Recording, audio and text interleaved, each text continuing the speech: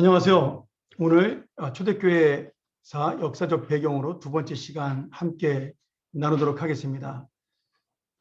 제가 녹화를 못해서 따로 개인 녹화한 것이기 때문에 아마 조금 내용이 취약될 텐데 그래도 이 영상을 통해서 은혜 받았으면 좋겠습니다. 한번 기도하고 시작하도록 하죠. 하나님 아버지, 우리가 다시 한번 이 초대교사의 둘째 시간을 통해 오늘 그 역사적 배경과 하나님의 은혜를 나누는 시간 될 수 있도록 인도하여 주시옵소서. 전하는 자 부족하지만 오직 주의 말씀만을 은혜롭게 전하는 귀한 시간 될 수 있도록 함께하여 주시옵소서. 예수님의 이름으로 기도합나이다. 아멘. 우리 지난주에는 우리 초대교회사 첫 번째 시간으로 그 초대교회사의 시작과 발전에 대한 이야기를 나눴고요. 오늘은 둘째 주로 역사적 배경에 대한 이야기를 여러분에게 함께 전해드리도록 하겠습니다. 초대교회사의 배경이 되는 세계사의 흐름을 우리 지난주에 잠깐 배웠는데 오늘 조금 더 지난주에 좀 첫 번째 시간이라서 지금 정리가 좀 덜 되고 내용을 내가 좀 너무 많이 준비를 했는데 그 내용을 다시 한번 정리해서 차근차근 설명을 드리고 초대교회사의 배경으로 나가도록 하겠습니다. 우리가 그 BC 900년서부터 아수르 제국이 세워지는 BC 900년부터 로마 제국이 끝나는 AD 500년까지 고대 근동과 유럽의 패권 국가들을 좀 정리할 필요가 있습니다. 왜냐하면 이것은 성경에서 우리에게 주는 귀한 말씀에 따라서 그 역사가 진행되고 있기 때문인데요. 다니엘서 2장 31절부터 45절에 보면 다니엘이 그 바벨론의 포로로 잡혀갔을 때 총리가 되었는데 그때 왕이었던 느부갓네살이 꿈을 꾸죠. 금신상의 꿈을 꾸는데 머리는 금으로 된, 그리고 가슴과 팔은 은으로 된, 배와 넓적다리는 노수로 되고 종아리는 철로 된 그런 금신상의 꿈을 꾸게 됩니다. 다니엘이 이것을 해석하면서 그것이 세계 제국의 역사를 말씀하는 것이고, 머리는 가장 귀한 금으로 된 가장 강한 바벨론 나라, 그 다음 두 번째는 은은 가슴과 팔로 두 번째로 강대국인 페르시아 나라, 그리고 세 번째 배와 넓적다리는 세 번째로 강한 헬라 그리스 제국, 그다음 네 번째는 종아리는 철로 되어 있는데 로마 제국을 점점 나라가 강대한 나라에서 좀 그 강대국이 좀 덜 강한 나라로 가는 모습을 보여주고 있다, 이렇게 설명을 하면서 마지막에 그 하늘에서 하나님의 그 뜨인 돌이 내려와서 이 금신상을 넘어뜨리고 무너뜨리는 모습을 보면서 이 세계 역사는 하나님이 다스리고 하나님이 이 종말 가운데 임하실 것을 우리에게 말씀해주고 있습니다. 오늘 특별히 우리가 그림을 보면서 하나씩 보도록 하죠. 자, 우리 6개의 나라를 제가 지도상에 표시해놨고요. 왕관이 있는 곳이 바로 그 나라들이 흥왕했던 지역입니다. 페르시아만 쪽으로 해서 바벨론, 그 다음에 저 위쪽으로 아수르 일본, 니느웨 성이 수도죠.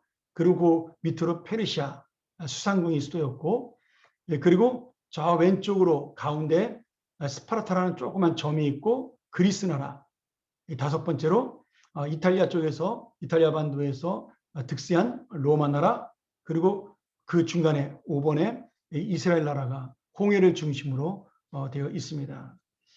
자, 이렇게 이 세계 정세가 순서대로 1, 2, 3, 4, 5는 빼고요. 6으로 가고 있는데 5는 이제 왜 나온 거냐면 강대국에서 나온 것이 아니라 잠깐 동안 그 지역에서 이스라엘 나라가 정복을 벗어나 독립을 했기 때문에 5번 표시가 되어 있는 겁니다. 자, 이렇게 이제 지중해를 중심으로 고대 근동의 중동까지 지도가 나와 있고요. 다음 페이지에 보면 아수르가 나와 있는데 BC 900년서부터 BC 612년까지 약 300년의 기간 동안 아수르가 세계를 다스리게 됩니다. 뭐 우리가 잘 아는 역사로는 성경에 BC 722년에 북이스라엘 왕국이 아수르에게 멸망을 당하게 되면서 사라지죠.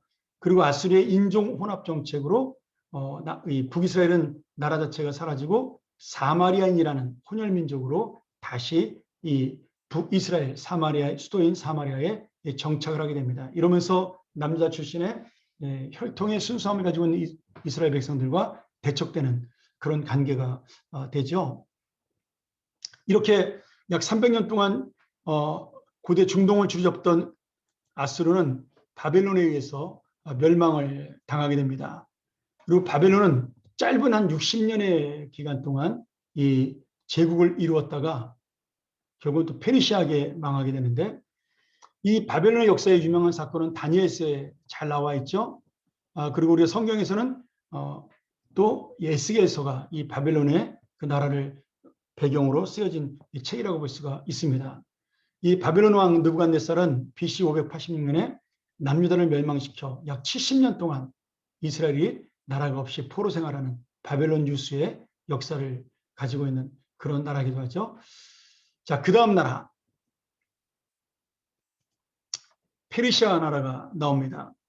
아마 가장 넓고 그 가장 강한 나라로 우리가 또 역사 속에서는 볼 수가 있는데요. 약 200년간 이 세계를 다스렸던 나라입니다.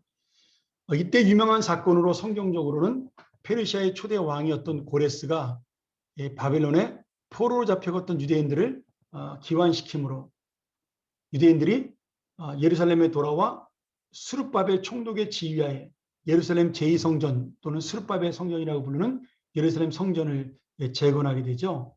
그리고 그 다음에 느헤미야 총독이 일어나서 예루살렘 성벽을 재건하고 에스라 선지자가 일어나서 이스라엘 백성들에게 말씀의 운동, 율법을 회복하고 말씀으로 개혁하는 그러한 말씀 개혁 운동을 일으키게 됩니다. 이것이 이제 우리가 성경으로 볼 때 에스라, 느헤미야, 학개 뭐 이 정도 성경에 나오는 구약 성경의 역사로 볼 수가 있는 거죠. 그리고 이 당시에 유명한 것으로는 이제 서기관이 출연을 하게 됩니다. 우리 서기관은 원래 율법학자예요. 성경을 필사해서 썼던 율법학자를 서기관이라고 부르고 있고, 그리고 이 서기관들이 나중에 발전을 해서 바리새인과 사두개인이 됩니다. 또는 율법사라고 불리는 사람들이 되는 거죠. 이 사람들은 처음에는 좋은 뜻으로 시작이 됐죠. 하나님 말씀을 연구하고 우리들이 하나님 말씀대로 살지 못했기 때문에 이 나라가 망했다.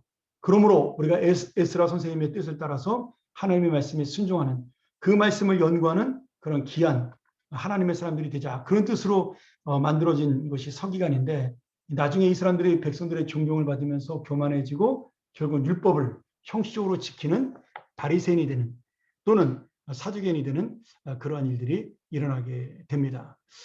그런데 우리가 성경에는 나오는데 역사성에 잘 나오지 않는 왕이 하나 있습니다. 그게 누구냐면 메데 나라의 다리오 왕이라는 이 사람입니다.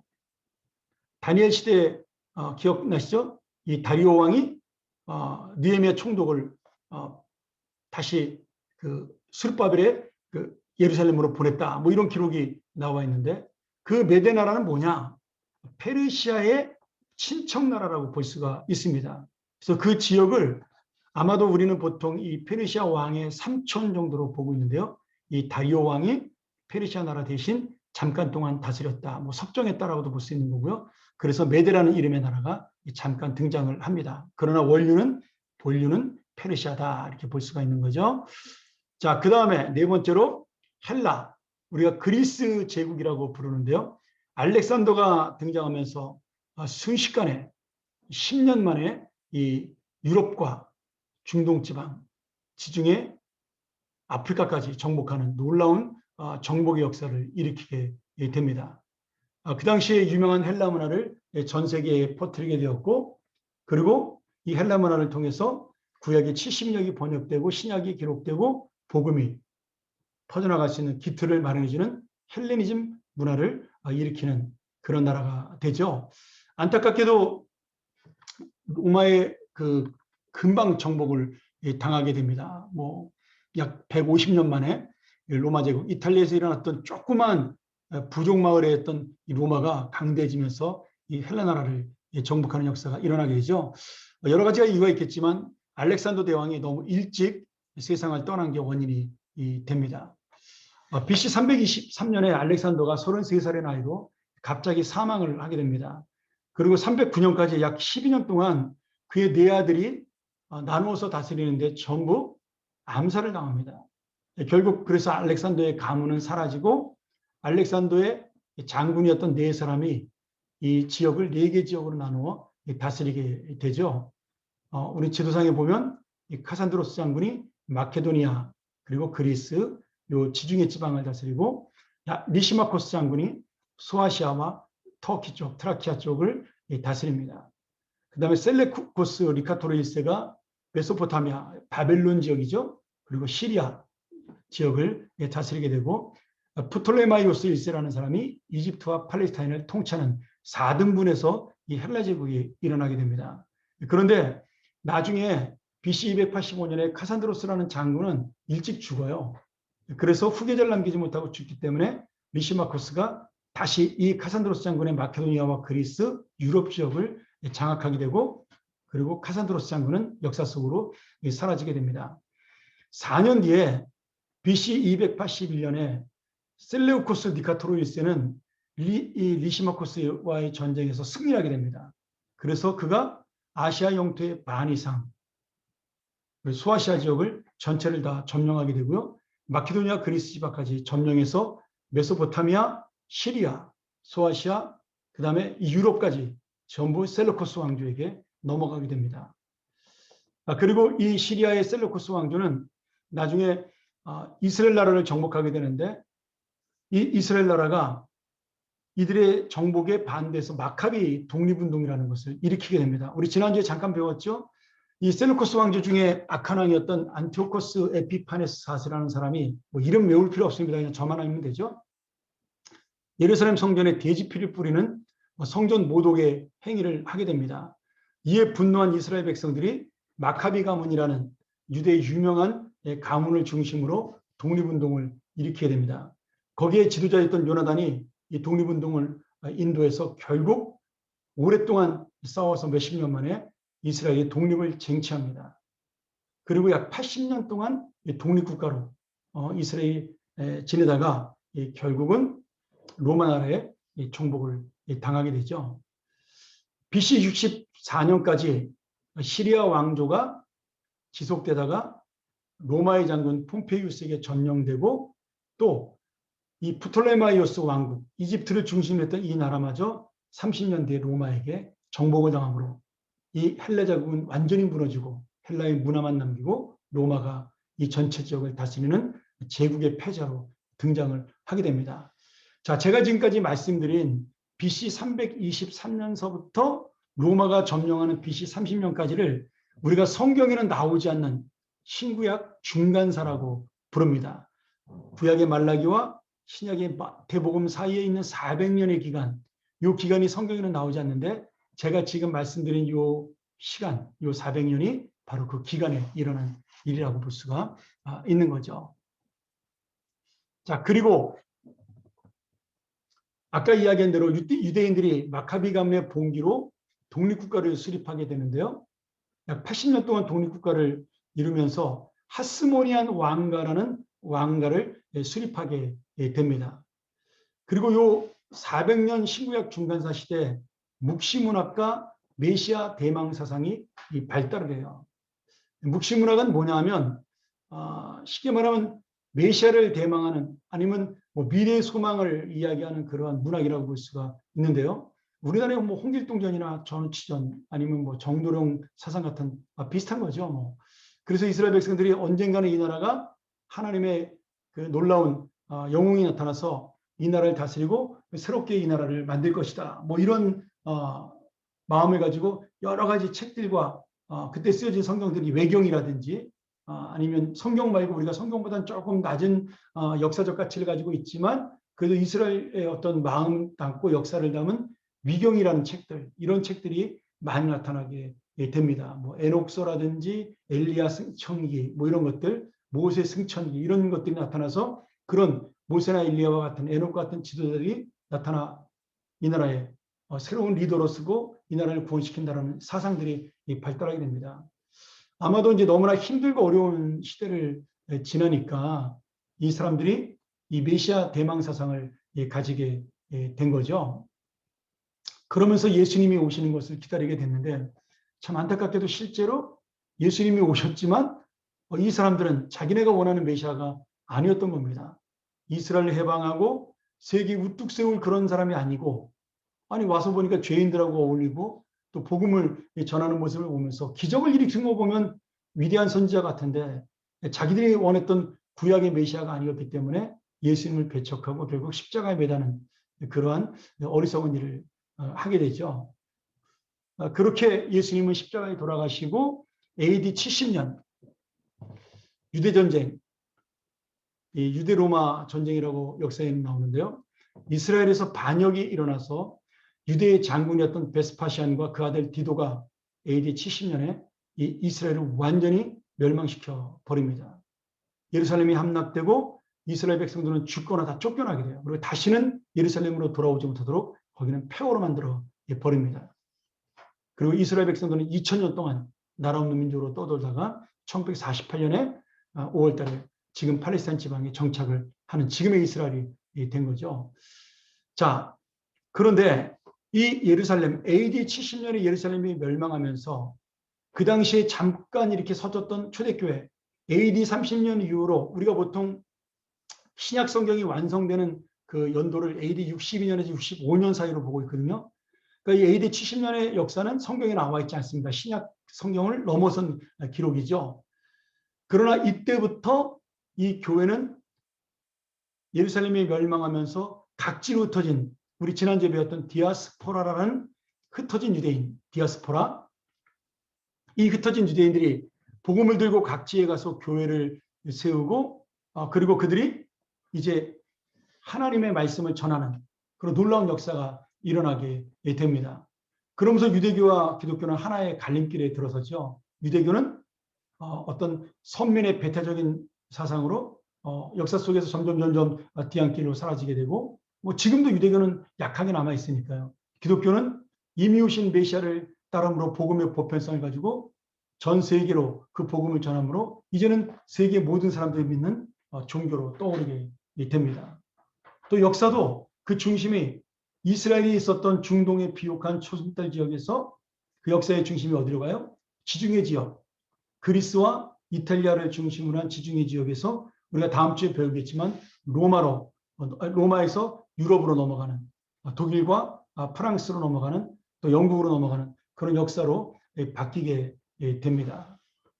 자, 이렇게 하나님께서는 세계 역사를 우리에게 보여줌으로 인해서 초대교회가 부흥 확산되는 이유를 우리에게 알려주고 있는 거죠.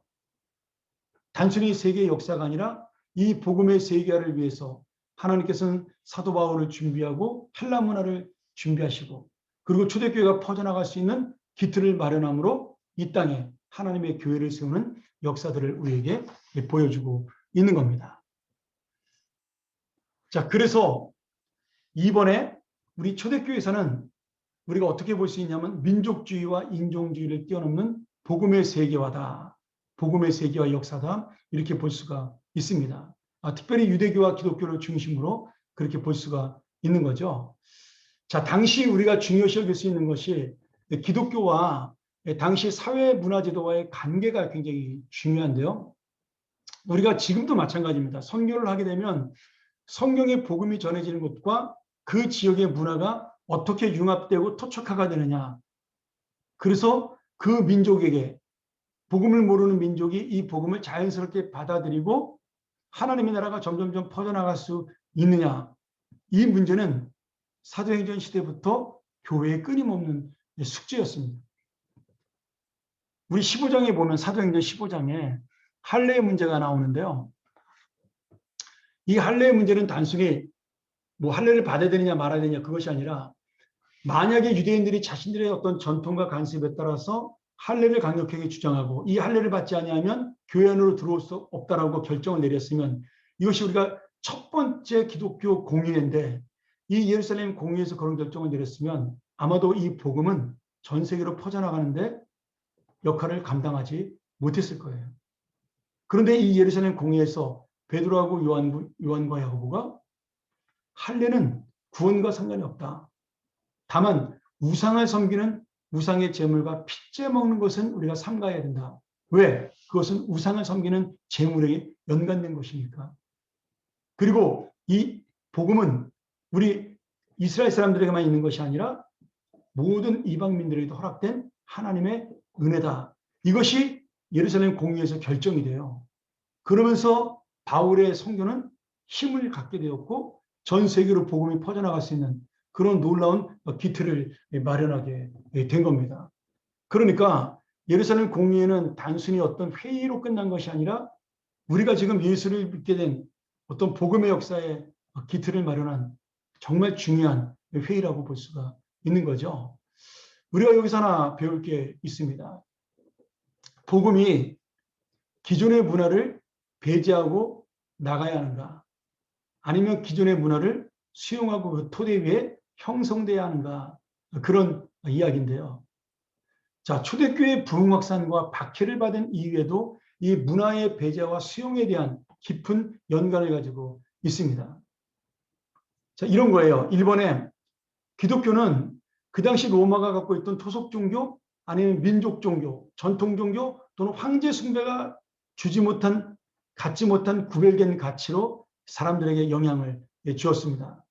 로마의 사랑은 아주 부패하고 타락한 사랑이었어요. 아무하고나 관계를 맺어도 되는 그러한 도덕적으로 문란한 그러한 사랑이었는데 그리스도인의 사랑은 순결했거든요. 이런 문화가 퍼져나가기 시작을 한 겁니다. 인권도 마찬가지죠. 평등사상과 노예제도 로마의 제도 속에는 있었지만 교회는 노예나 귀족이나 다 같은 형제자매로 동등한 입장에 있었습니다. 당시에 로마 사람 한 사람당 노예를 4명씩 가지고 있었으니까 뭐 이런 인류의 평등 사상은 정말 로마로부터 혁명적인 사상이라고 볼 수가 있는 거죠. 그런데 그런 것들이 교회를 통해 퍼져나가기 시작을 한 겁니다. 또 로마는 현실에 충실해서 여기서 잘 먹고 잘 살자, 여기서 복을 누리자, 뭐 이런 것이 로마의 가치관인데 황제 숭배라는 게 그런 거잖아요. 지금 이 나라를 다스리는 사람을 우리가 잘 섬겨서 이 나라가 잘 되고 강한 나라가 돼서 여기서 우리가 잘 살아야 된다는 어떤 그러한 현실관인데 우리 그리스도는 뭐예요? 영원한 생명의 내세관이 중요한 어떤 가치잖아요. 이런 모든 것들이 로마와 구별되는 가치를 가졌기 때문에 당연히 핍박을 받을 수밖에 없는 겁니다. 거기다 그런 노예 사상을 반대하는 평등 사상, 거룩한 순결 사상 이런 것들은 사회 구조적인 문제와도 연관이 되어 있으니까 이 교회가 부흥될수록 사회를 위협하는 잠재적인 세력으로 그렇게 사람들이 생각해서 박해를 할 수밖에 없는 거죠. 뭐 노예 출신인 이 칼리스투스가 교황으로 선출되는 것을 보면서 더더욱 사람들은 그런 생각들을 갖게 됩니다. 어떻게 노예가 교회의 가장 높은 황제가 될 수 있는가? 교황으로 선출됐으니까요. 이게 교회니까 가능하다. 뭐 이런 역사가 일어나게 된 거죠. 여러분 그래서 교회는요. 하나님의 뜻과 진리대로 살면 비난받고 박해를 받을 수밖에 없다. 저는 그렇게 믿습니다. 우리가 이 세상의 문화에 대적을 하고 이 세상 문화에 대해서 항거를 하고 이 세상의 타락된 문화를 반대하면 사람들은 어떻게 말해요? 자네는 독선적이야. 열린 마음이 없어. 그러면서 우리를 배척합니다. 뭐 그런 것들이 바로 뭐 페미니즘일 수도 있고 어떤 면에서는 지금의 그 뭐라 그래요? 동성연애를 주장하는 그런 사람들의 주장일 수도 있는 거죠. 저는 그러나 우리가 분명히 그 문화 속에 맞는 어떤 토착화된 신앙을 가지고 있어야 되지만 그렇지만 또 하나님만의 갖고 있는 진리에 구별된 가치를 가지고 나아가야 한다는 거예요. 헬라 사람들의 인생관 3번에 순환론적인 역사관을 가지고 있었어요. 인생은 돌고 돈다. 이런 역사관을 가지고 있는 거죠. 근데 우리 복음의 세계관은 뭐예요? 반복되는 역사 속에도 뭐가 있어요? 하나님의 통치가 있고 하나님의 주권이 있다. 로마 다스리던 바벨론이 다스리던 페르시아가 다스리던 미국이 다스리던 결국 그 통치는 누가 하는 거예요? 하나님이 하시는 거예요. 하나님의 영광을 위한 인생의 목적, 역사의 종말로 이어지는 영생의 역사관, 그리고 심판관을 가지고 있기 때문에 지금 사람들은 이 현실에 만족하고 사는 사람들은 그리스도인들과 맞을 수가 없는 것이야. 여러분 하늘의 소망이 있으면 우리가 부동산 투기에 열을 올릴 이유가 없습니다. 한 평도 가져갈 수 없는 땅이잖아요. 하늘의 소망을 가지고 있으면 돈이 있으면 좋지만 내가 감당할 수 없는 돈을 가지고 그것을 지키려고 욕심부리고 살지 않는다라는 거예요. 결국 우리가 돈 많이 벌어서 땅 많이 모아서 누가 좋아요? 결국 우리 자손들만 잘 먹고 잘 사는 겁니다. 뭐 잘 먹고 잘 사는 좋은데 가지고 또 싸움은 곤란하지 않습니까? 그러니까 이 영생의 역사관을 가지고 있다면 이 세상 문화와 구별될 수밖에 없다라는 거죠. 또 이 세상에는 그것이 좋은 것이라고 생각하는 모든 가치관들에 반대할 수 있는 것들이 우리 말씀 가운데 너무나 많다라는 거예요. 그래서 복음은 기존의 문화를 변혁하면서도 또한 그 토대 위에 형성되는 그런 마음을 가지고 있어야 한다라는 거죠. 저는 우리 기독교가 한국에 들어와서 가장 잘 맞는 것 중에 하나가 뭐냐면 새벽기도라는 생각이 들어요. 뭐 열심히 하지 못하긴 하지만 우리 교회가 좀 그런 부분에서 안타까움을 갖고 있는데 뭐 저 역시도 만약 새벽기도회가 없으면 매일 아침 일찍 일어나서 내가 일부러 기도할까? 저는 뭐 자신이 없습니다. 근데 이 새벽기도는 결국 옛날에 정한수 떠가지고 우리 성황당 앞에서 비나이다 비나이다 했던 옛날 어른들의 정성이 우리 기독교의 토착화가 된 거거든요. 세상에 새벽기도를 드리는 나라는 우리나라밖에 없잖아요. 어떤 나라도 새벽기도를 드리는 나라가 교회가 없습니다. 근데 이거는 좋은 의미죠. 좋은 토착화라고 저는 생각이 들어요. 하나님 앞에 정성을 가진 기도의 어떤 그런 좋은 토착화라. 저는 그렇게 봅니다. 또 예배도 마찬가지죠. 우리가 주일을 굉장히 중요시 여깁니다. 사실 이미 많은 나라들이 이 주일 개념에 대한 주일 성수에 대한 개념이 많이 사라졌어요. 저는 이 코로나 끝나고 나면 우리도 그렇게 될까 봐 참 걱정스럽고 하나님 앞에 두려운 마음을 가지고 있는데 이제는 뭐 교회 나오지 않아도 영상으로 다 나오니까 바쁘면 안 나가도 돼. 귀찮으면 안 나가도 돼. 이런 마음들이 우리 안에 스스로 생겼다. 이건 죄입니다. 우리가 놓치면 안 돼요. 이런 마음들. 이건 죄라는 마음을 갖고 있어야 돼요. 내가 주님 앞에 나올 수 있는 예배 자리에 올 수 있는데도 불구하고 안 나온다. 그것은 못 나오는 게 아니라 안 나오는 거라면 죄가 되는 거죠. 그게 바로 여러분 우리가 너무 이 세상의 문화, 이 코로나19의 문화에 젖어든 거 아니겠어요? 그래서 저는 이 코로나 끝나고 난 다음에 굉장히 우리한테 신앙의 시련이 올 것이라고 생각이 들고 정말 진짜 예수를 믿는 게 무엇인지에 대한 고민이 있을 거라는 생각이 들어요. 저는 그런 의미로 볼 때 이 복음은 기존의 문화를 배제해서도 안 되고 또 이 기존의 문화를 너무나 많이 수용해서 우리가 똑같이 나아가서도 안 된다는 겁니다. 받을 건 받아들이면서 우리가 토착화시키고 나머지는 우리가 또 구별된 가치로 하나님의 진리를 가지고 나가야 한다는 거죠. 자, 다음 페이지로 가면 이 유대교와 기독교 문화의 흐름이 나옵니다. 이건 역시도 이제 우리가 이 말씀 속에서 뭘 볼 수가 있냐면 민족주의와 인종주의를 넘는 복음 역사가 이제 다시 한번 가는 거죠. 예루살렘의 멸망을 통해서 이제 이 기독교가 보편주의로 세계로 퍼져나가는 그런 역사를 가지고 있는데 그것이 유대교에서 나온 그 문화의 흐름 속에 굉장히 중요한 배경을 가지고 있습니다. 아까도 설명을 했지만 기독교와 유대교의 가장 큰 차이점은 뭐냐면 예수님을 메시아로 영접하느냐 영접하지 않느냐예요. 유대교인들은 아직도 오실 메시아를 기다립니다. 지금도 기다려요. 근데 우리는 이미 오신 메시아 예수 그리스도를 믿고 있습니다. 이게 차이죠. 근데 또 하나의 차이가 있어요. 유대교는 하나님이 유대인을 선택해서 구원의 역사를 행한다. 이렇게 믿어요. 이거 선민의 배타성입니다. 우리만 하나님이 택한 민족이다. 기독교는 하나님이 모든 인류를 선택해서 구원의 역사를 행한다고 봐요. 선민의 보편성입니다. 자, 여러분, 그럼 유대인들이 갖고 있는 선민의 배타성이 맞는 것이냐? 절대로 그렇지 않습니다. 왜냐하면 하나님은 출애굽할 때 신의 산 언약을 맺으면서 이스라엘 백성들에게 뭐라고 말씀하냐면 너희는 나의 백성이 되고 나는 너희의 하나님이 될 것이다. 이렇게 말씀하셔요. 그래서 이스라엘 백성들이 정말 하나님의 율법을 가지고 하나님 말씀대로 순종하고 살면서 거룩함을 드러내서 많은 이방인들이 하나님이 누군가를 알고 하나님이 참된 신인 것을 알고 돌아오게 만드는 것이 하나님의 목적이었어요.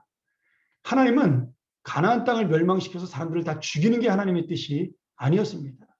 근데 그들이 끝까지 하나님의 율법을 거절한 거예요. 그래서 하나님을 거절했기 때문에 그들을 멸망시키는 거룩한 전쟁을 통해 거기를 깨끗하게 만드신 겁니다. 하나님께서 그들을 죽이는 데 목적이 있지 않다는 것을 우리가 어떻게 할 수가 있어요? 기브온 백성들이 거짓말로 그들이 가나안 땅에서 먼 곳에 왔다라고 속이고 들어왔을 때 하나님은 그들을 나중에 받아들이셔요. 그들이 하나님을 믿고 같은 이스라엘 백성의 그 율법 안으로 들어왔을 때 하나님은 그들을 받아들이는 겁니다. 그러니 선민의 배타성이라는 것은 이스라엘 사람들이 갖고 있는 잘못된 신앙관이라는 거죠.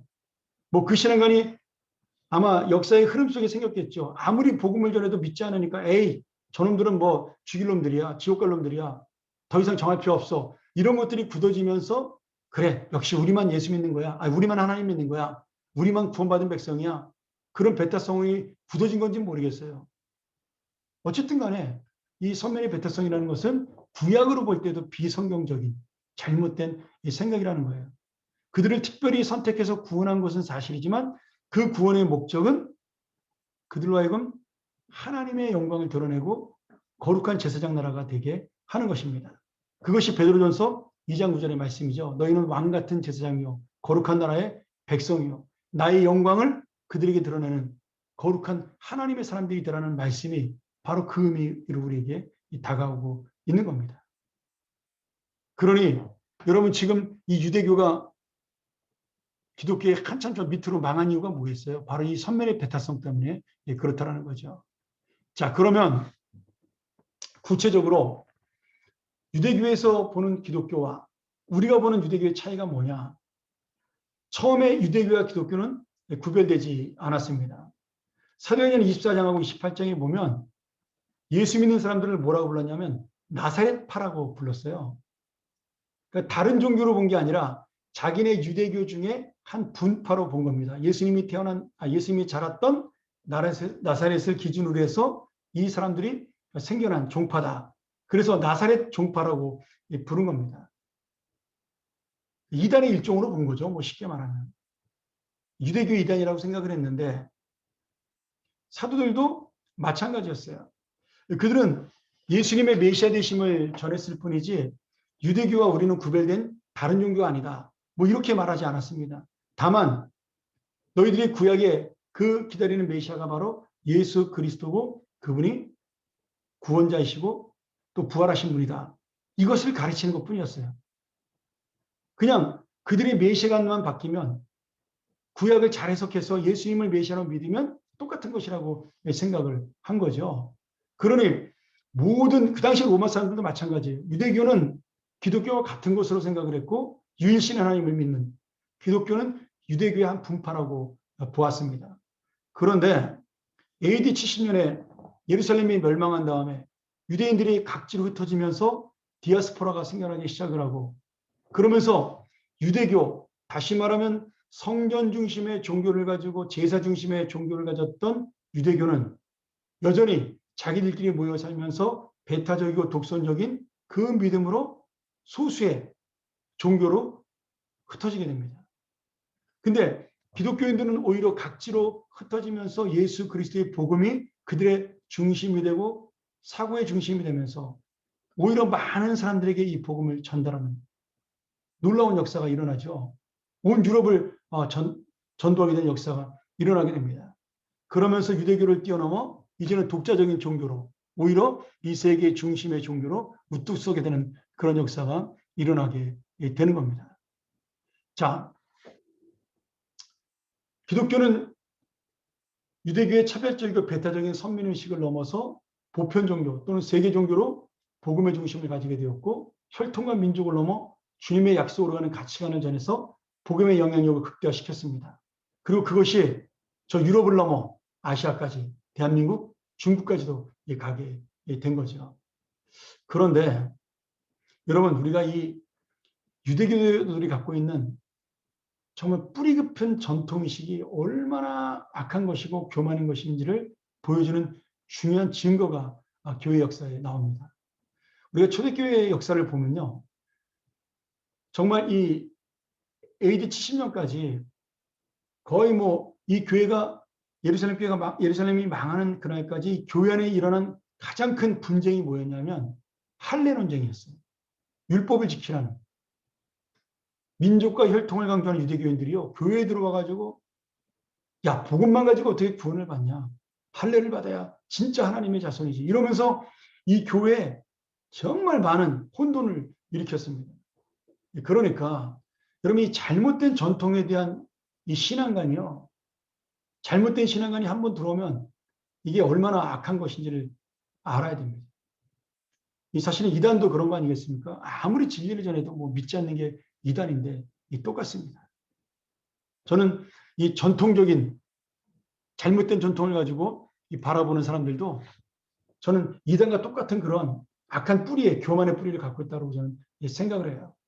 그래서 우리가 이 현대교회에서 하나님 나라를 갱신하는 그런 나라가 되기 위해서는 이 현대교회를 갱신하는 자기 중심성의 신앙을 극복하는 복음의 정신이 있어야 된다고 믿습니다.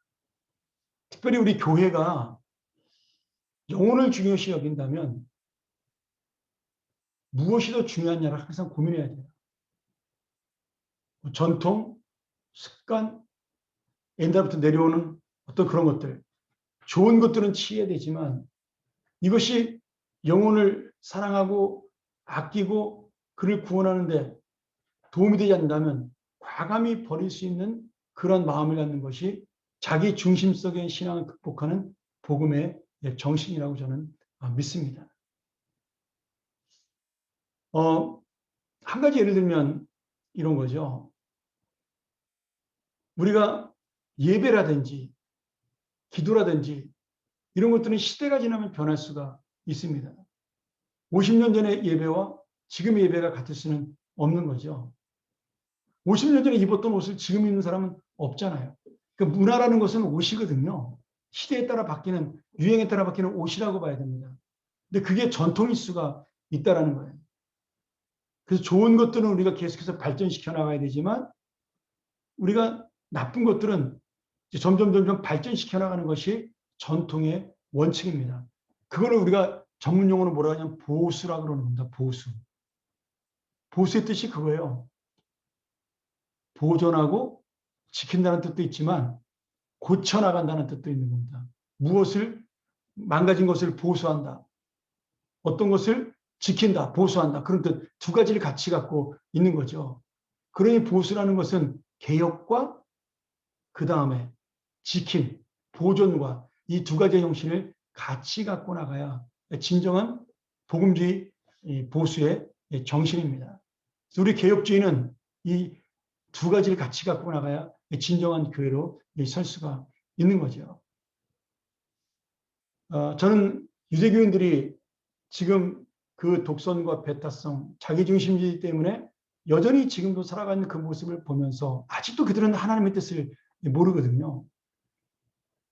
우리는 과연 한 영혼을 사랑하는 보편성, 이 복음으로 저 영혼을 구원하는 가장 절대절명의 사명을 갖고 있는가?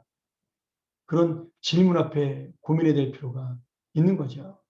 전통우월주의, 인종배타주의, 물질숭배주의. 또 어떤 사람은 또 너무 또 현실적이어가지고 이 세상이 이런데 우리도 그렇게 따라가야 되지 않는가. 여러분 그것이 하나님의 뜻은 아닙니다. 내가 손해보고 희생해도 진리를 지키는 것은 또한 필요한 거죠. 전통이 우월이 돼서는 안 되겠지만 이 현실이 또 우리를 지배해서도 안 된다는 겁니다. 오직 우리는 하나님의 복음을 가장 잘 전하는 효과적인 방법에 따라 어떤 것은 전통을 따라가고 어떤 것은 새로운 것을 받아들이는 그러한 믿음으로 살아가야 한다는 겁니다. 제가 미국에 살면서 참 그런 걸 많이 느껴요. 그렇게 발달된 미국도 여전히 지금 그 백인들의 우월성 그런 걸 가지고 정말 뭐 지금도 일어나는 사건들이 이제는 막 트럼프 정권 이후로 눈에 띄게 드러나고 있지 않습니까? 근데 그게 다 숨어있던 내재된 백인 우월주의 정신이거든요. 그게 얼마나 비성경적 가치예요. 근데 그런 분들이 교회 다 장로고 집사가 진짜 많습니다. 미국 보수적인 침례교 장로교회, 감리교회 그런 사람들이 너무 많아요. 참 이해하기 어려운데 그런 사람들은요. 정말 뭐 그 KKK단 그런 얘기 하잖아요. 가난한 종목 그 가난한 사람들 중에 흑인이 있으니까 그게 함의 자손이니까 하나님께서 그들을 노예 삼는 것이 당연하다. 뭐 이렇게 얘기하는 사람들이 지금도 있거든요. 좀 말도 안 되는 그런 논리죠.